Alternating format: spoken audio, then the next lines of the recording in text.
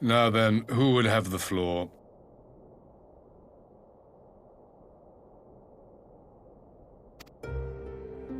Before we resume, I wish to offer you an apology. After you graciously accepted our invitation to discuss an armistice, we have done naught but rebuke you at every opportunity. I believe I speak for all of us when I say we are deeply sorry for our discourtesy.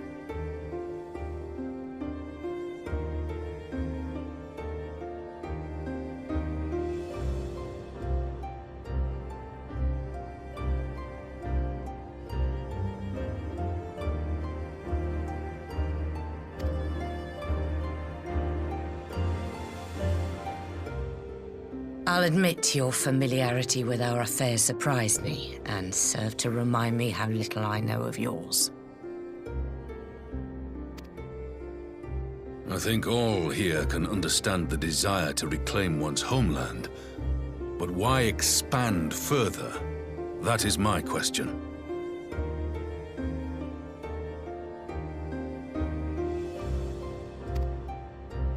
If I may, the answer can be found in the Imperial doctrine they took great pains to impart to my people.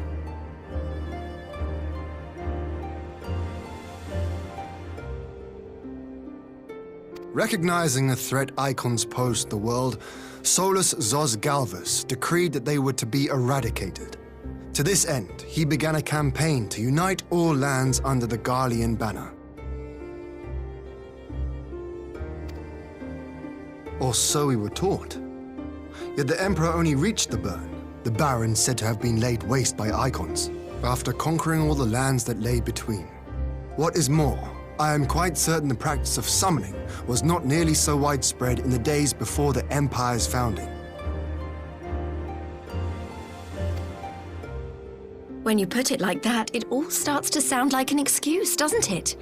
But to distract from what? Why are you really waging this war?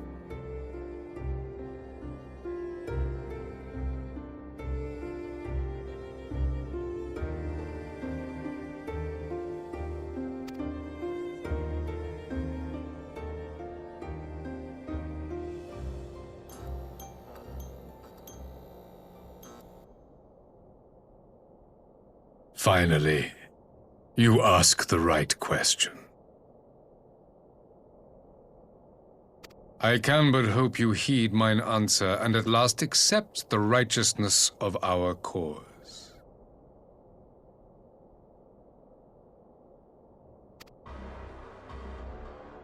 My goal is this: to return the world to the way it once was, the way it was always meant to be. In doing so, mankind will be made whole once more.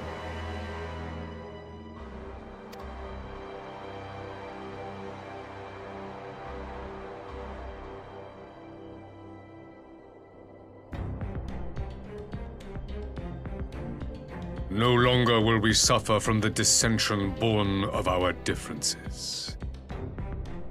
There will be but one race, a perfect race, as we were when time began. What in Rulga's name are you talking about?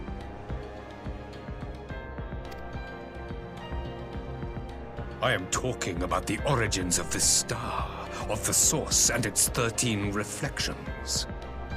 At the instant of the great sundering, 'twas not only the world that was shattered, but mankind itself.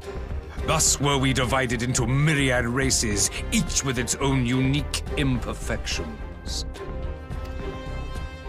That is why man looks upon his neighbor and feels fear and hatred, why he wages war, why he kills his brother.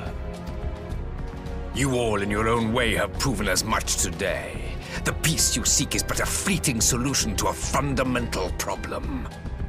One which calls for more drastic measures. To bring about everlasting peace, our worlds must be rejoined. That is the goal the Empire would see realized. The glorious future unto which we shall one day shepherd mankind.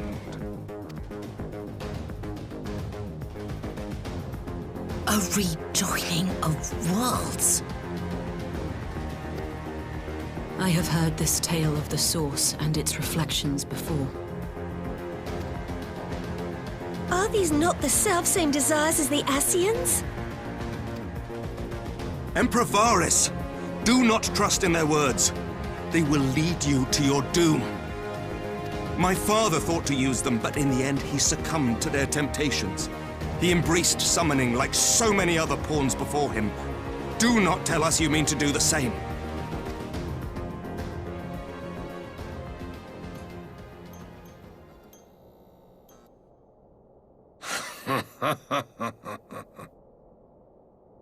To be a pawn, free from the burden of choice, would be a blessing.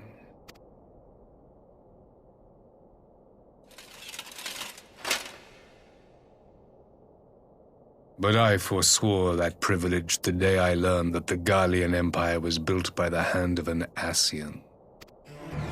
What?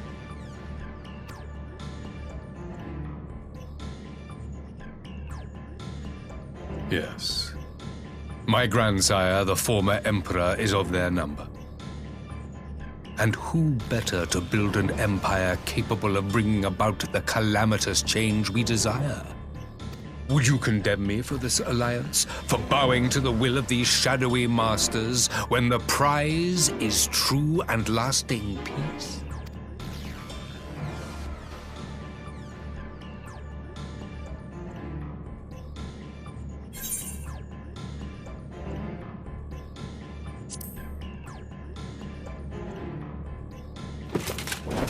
I come not to conquer, but to liberate. To free man from the prison of divergence. Imagine a world united. One perfect race beneath a single standard. An army before whose might these servants of darkness and light would fly as leaves in a storm, never again to meddle in man's affairs. We would be the masters of our own fate. I bid you join me, not as subjects of Garlemald, but of a new nation. And together we shall win freedom for ourselves and generations yet unborn. You want to trigger another half-dozen calamities? You can't be serious!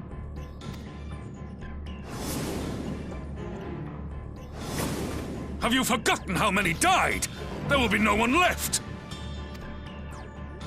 Do you truly imagine we would aid you in your bloodletting?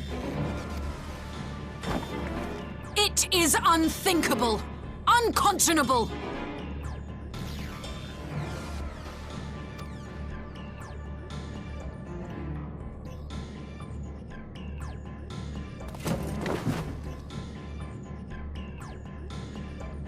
And what is the alternative? To be as cattle waiting for slaughter? I would have us work together that we might take fate into our own hands.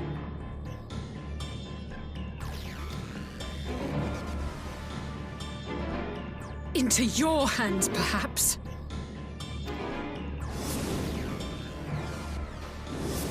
But what of the other worlds, your radiance? With every calamity, you obliterate a star and every soul that dwells on it. To the Ascians, we are all but tiny, momentary specks within an indifferent universe.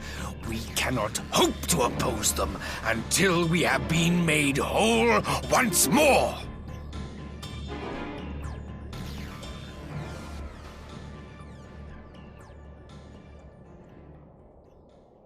Are these truly the words of Garlemald's ruler? The flaws and foibles which you so abhor are what make us who we are. Every nation, even yours, Emperor Varys, is made whole through the combination of these imperfections. The strength.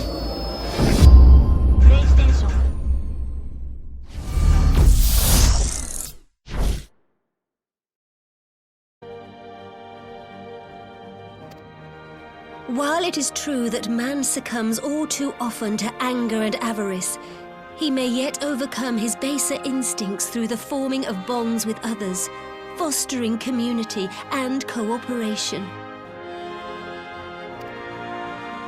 That the protector of an empire should not only reject these fundamental truths, but seek to change them at so dear a cost to life is indefensible. Such a man is not fit to govern.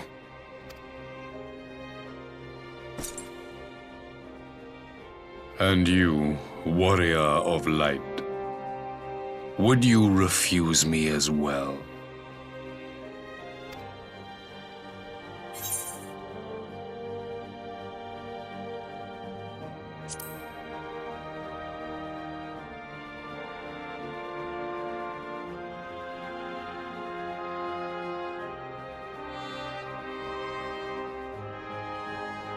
It would seem the Alliance is of one mind on this matter.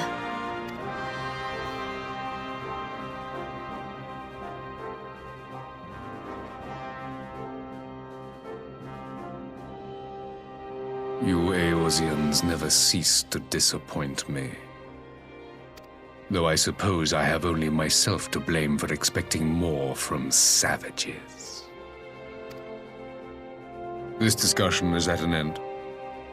I bid you make ready for our next meeting. It will not be at the negotiating table.